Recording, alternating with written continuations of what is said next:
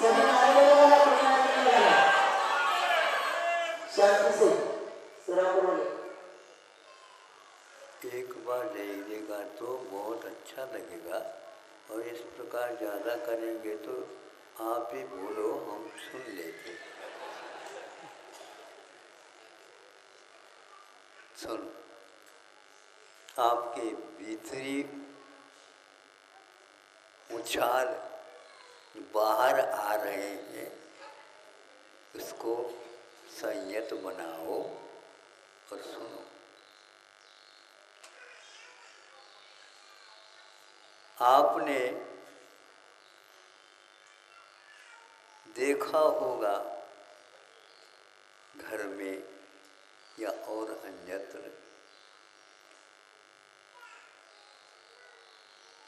घी रखा था भगोनी में, उसके ऊपर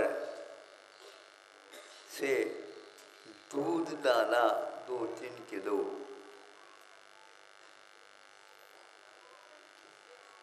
तो वह घी नीचे का ऊपर आया, उस पर दूध ने हंगामा किया। नहीं समझे? उसमें कहा कि हमारे भीतर से आकर के तब हमारे ऊपर ही आप अपना शासन चलाते हो, हम इसको नहीं होने देंगे। और इस प्रकार बोल करके वो पूछना चाहता है, इसका उत्तर दो जल्दी जल्दी। आप हमें दबाना चाहते हो? बात तो बिल्कुल ठीक है, क्योंकि उसको तो उसके ऊपर उन्होंने दूध डाला, तो दूध को ही ऊपर रहना चाहिए था, और ये डाला ही नहीं और ऊपर आ गए वो और बैठ गया। हमें दबाना चाहते हो? तो घी ने धीरे से उत्तर दिया, भैया हम आपको क्यों दबाएं? हम आपको क्यों दबाएं? आप हमें दबाना चाहो तो दबाओ। आप सुन रहे हैं? हाँ? आप हमें दबाना चाहो दबाओ, अपना आसन बना दो और उसके ऊपर बैठ जाओ आप। दूसरी बात यह है, मैं ऊपर तो आकर के बैठ गया हूं, लेकिन मेरे पास भार है क्या नहीं, ये तक आप नहीं देख पा रहे होंगे। मैं आपको दबाना तो दूर, किंतु मेरा वजन क्या है यह आपको अभी मालूम नहीं। मैं भारी तो हूं, क्योंकि लोग मुझे सेवन करते हैं तो पुष्ट हो जाते हैं, भारी भरकम बन जाते हैं, नहीं बनते? सही बताओ ना, बते ना? तो अब ये बताओ, जो भार रहित तो हो करके भी दूसरे को भारी बना देता है,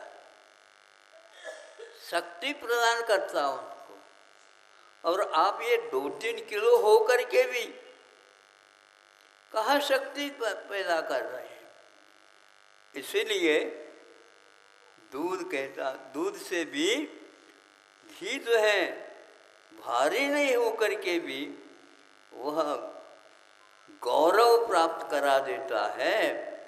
इस रहस्य को आप समझो। किसी को हम दबा नहीं रहे हैं, किंतु हमारी प्रकृति, हमारे स्वभाव को आपको देखना है। हम सबकी नासिकाओं को भी क्या कर रहे हैं बताओ? तृप्त करा रहे हैं अपनी सुगंधी से। हाँ, कहीं भी वह रखो उस घी को, बंद करके भी रखो तो भी बाहर उसकी गंध आ ही जाती है। और आप लोग इतने 3-3 किलो के हो करके भी नहीं समझे, फिर क्या हो रहा? न गंध है न और कोई विशेषता है। बात तो ठीक है, लेकिन हमें तो आपने लुटा दिया, क्योंकि दूध रहेगा तो घी नहीं रहेगा, और घी रहेगा तो दूध नहीं रहेगा। लेकिन फिर भी दूध में फिर घी रहता है, और बाद में वह ऊपर भी घी रहता है, और उसको नीचे रहना पड़ता है।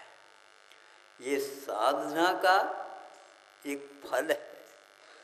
जब दूध तपाने आ जाता है तब घी निकलता है, नहीं तो उसी दूध में तृप्ति का अनुभव कर लो। हाँ, ये बात अलग है, दूध कुशलता पूर्वक लोकप्रियता हासिल की है, सब लोग उसको चाहते हैं। छोटा बच्चा भी दूध चाहिए, जवान भी दूध चाहिए, पहलवान भी कहता दूध चाहिए, नहीं समझे, और वृद्ध भी कहता भले ही पानी मिला दो दूध चाहिए, नहीं? हाँ, किंतु जो गुण घृत में है वह और किसी में नहीं, क्योंकि घृत घी कहता है मैं सबको प्रकाश देता हूँ। देखो यहाँ पर भगवान की पूजा होती है तो दीपक दूध का नहीं, काय के जला रहा है बताओ? घी का। इसलिए पूज्य की पूजा दूध की अपेक्षा घी से हुआ करती है, जिससे वह प्रकाश प्रदान कर देता है। और आप उसको जा कर के देखो, उस लोटे में या भगोने में घी रखा है, घी भरा है, तरल हो, उसमें यूँ झुक करके देखोगे तो आपका दर्शन स्वयं का भी वह आपको करा देगा। करा देगा कि नहीं? कभी देखा है कि नहीं आप लोगों ने? हैं? हाँ, यदि वह घी जम गया तो उससे वह नहीं दिखेगा। इसलिए ध्यान रखो, अपने यहाँ भी ऐसा ही है। समो शरण में बैठे हैं, लाखों में करोड़ों में है मान लो महाराज, किंतु पूर्व कोटि आयु वाले दादाजी उन्हीं के, वो भी बैठे हैं, और नाती भी आकर के वहीं पर बैठा, और लोग पूछते हैं अरे ये तो दादाजी तो ठीक था, ये नाते तो ये 7-8 साल का है, ये क्यों बैठा? सुनो, इसलिए बैठा मुनियों की सभा में, उसको भी रिद्धि प्राप्त है, समझे? समोसरण में ये विशेषता है। पूर्व कोटि वाला पीछे रह गया, उनके जो पिताजी थे वो भी पूर्व कोटि आयु वाले थे, लेकिन अभी वह श्रावक बन करके ही बैठे हैं। दादाजी बैठे तो हैं लेकिन उनके पास रिद्धि नहीं है, और नाती क्या कहता है? पोता, वो कहता है कि रिद्धि है। और उठ करके वह अपने आप ही आकाश मार्ग से चला जाता है, समूह शरण की वंदना करके। सारे के सारे लोग देखते रह गए। ये किसका फल है बताओ? ये उम्र का फल नहीं है, किंतु यह एक प्रकार से उसकी आंतरिक साधना का फल है।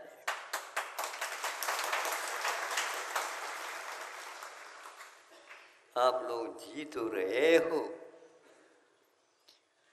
जीवन जी तो रहे हैं, किंतु उस जीवन में कुछ ऐसी साधना भी करो जिसके द्वारा दोबारा जीवन धारण करना न पड़े। वह क्या जीवन है जिसके पीछे मृत्यु जुड़ी हुई है। मृत्यु के सामने सब लोग कपने लग जाते हैं। उसकी आकांक्षा कोई नहीं करता, लेकिन कुछ ऐसे इस रहस्य को समझते हैं, वे अपने जीवन को जीते हुए ऐसी साधना में उतारते हैं जिसके द्वारा दोबारा जन्म लेना समाप्त हो जाता है। अपने यहाँ दो प्रकार की मुक्ति मोक्ष कहा है, एक जीवन मुक्ति और एक कर्म मुक्ति। कर्मों की मुक्ति बाद में होती है और जन्म से मुक्ति पहले होती है। अब जन्म धारण नहीं करना है, किंतु केवल ज्ञान होने के उपरांत भी साधना और शेष रहती है। उस साधना में भी उनको सफल होना है और वह चार आघातिया कर्मों का नाश करके मुक्त हो जाते हैं। उसको वास्तविक मुक्ति बोलते हैं। उससे पहले जो जीवन मुक्ति थी उसको हम वास्तविक नहीं है, क्योंकि उसके बाद में भी अपना साधना शेष रहती है। आप लोग इन रहस्यों को सुन करके समझ करके केवल दूध में ही मगन मत रहो, किंतु कोई व्यक्ति के पास मिल करके भैया इसका दूसरा भी और कोई उपाय है? हाँ है। एक व्यक्ति तो बोरी में पैसा भर करके ले आता है और एक व्यक्ति ऊपर की जेब में ले आता, उससे भी कई गुना इस जेब में है। खींचे कह रहे हो महाराज, वो तो बोरी भर करके ले आया। उठाओ उसको, बोरी भर करके उठा। ये इसमें हीरे के नग हैं 3-4 और वह बाजार को ही हिला देते। और वो कीमती वाला इसमें रहता है। हम ऐसी साधना करें अब बोरी उठाना न पड़े। अब बोरी उठाए, बोरी में मान लो रोकड़ भरा, क्या म्हणता त्याला, चिल्लर चिल्लर पार्टी रोकड़ को उसी को बोलते हैं। हाँ, तो अब उसको लेकर के क्या कर रहा? एक हमाल को बुलाओ और उसको उठाओ। उठा भी ले तो सिर पर रख नहीं सकते, बहुत भार है। लेकिन ये जो है ऊपर के जेब में रखी थोड़ी सी पुड़िया में है और वह बाजार को भी हिला देता है और जीवन को वह बहुत एक स्तर दे देता है।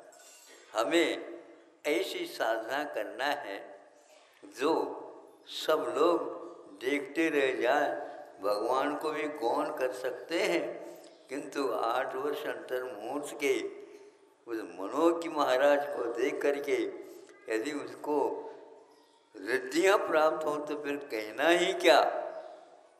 देखते देखते आसमान में लीन हो जाते हैं। ऐसी साधना कैसी हुई है? ये भीतरी साधना है, बाहर से नहीं। इस प्रकार अपने आप को अधर में रखते हुए और वहाँ पर इतनी तेज़ी के साथ चला जाता है, सेकंड नहीं लगता, वह यहाँ से समूह शरण में पहुँच जाता है, समूह शरण में अन्यत्र और पहुँच जाता है। यह सारी साधना का एकमात्र आंतरिक साधना का पद है। इसलिए आप लोगों को कम समय में बहुत बड़ा काम करना है। उससे आपको शक्ति का अनुमान नहीं, साक्षात्कार होगा उस शक्ति से। ऐसे आत्मा के साथ शक्ति है। किंतु कषाय यदि करते हैं तो हम उस साधना से वंचित हो जाते हैं और बाहरी संसार की ही वृद्धि हम अपने भावों के द्वारा कर लेते हैं। इसलिए आप लोग दूध और घी के संवाद को भूलना नहीं है, नहीं समझे? और किसी के सामने जाकर के अपना बड़प्पन का प्रदर्शन नहीं करा। अहिंसा परमो धर्म। महाराज की समस्त आचार्य संघ की